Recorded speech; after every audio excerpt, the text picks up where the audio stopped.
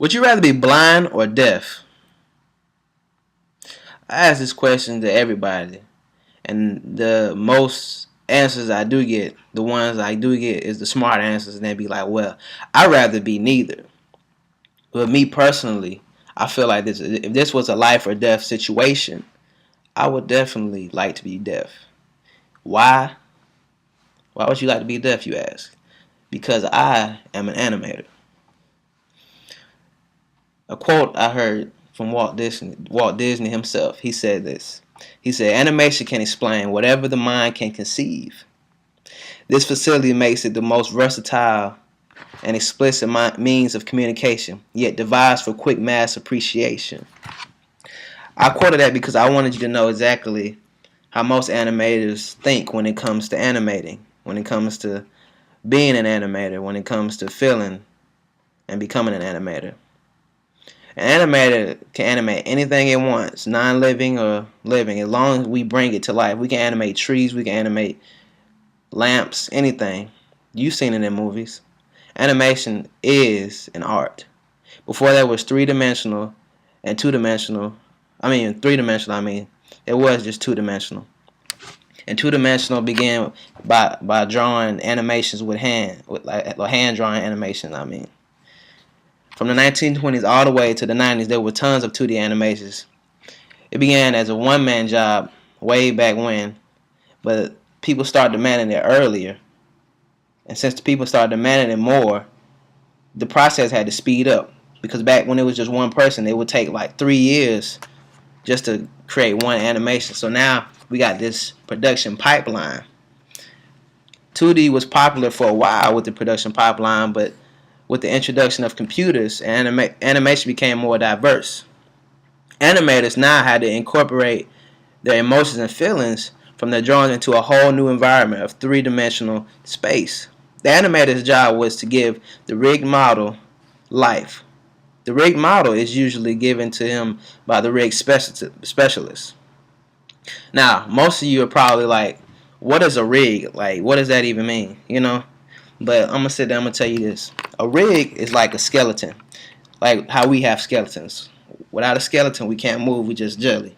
So, essentially, without a rig, we cannot move the model that comes from the modeler. We can't remove it.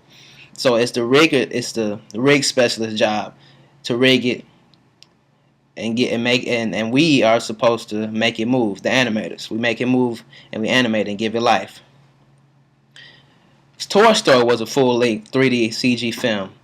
This was like one of the first ones that came out, and when it came out to theaters, it created more room for more animation studios to come up with better ideas and to come up and jump on the 3D train.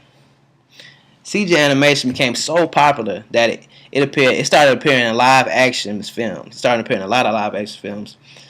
I can think of two. Well, two I can think of right now: Transformers and Amazing Spider-Man.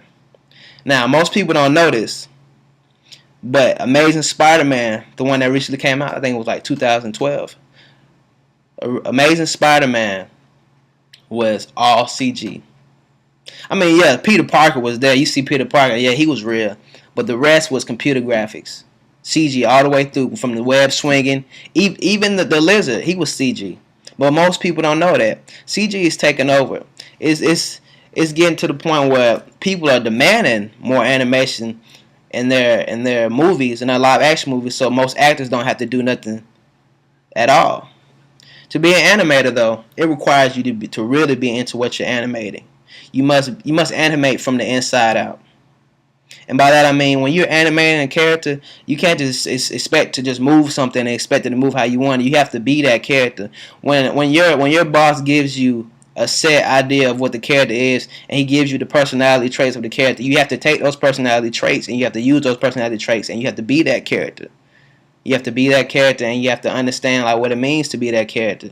Your audience can tell like whether you choose to be that character or not. Your audience can tell how hard you worked on that character and how hard you worked in that animation. They can tell.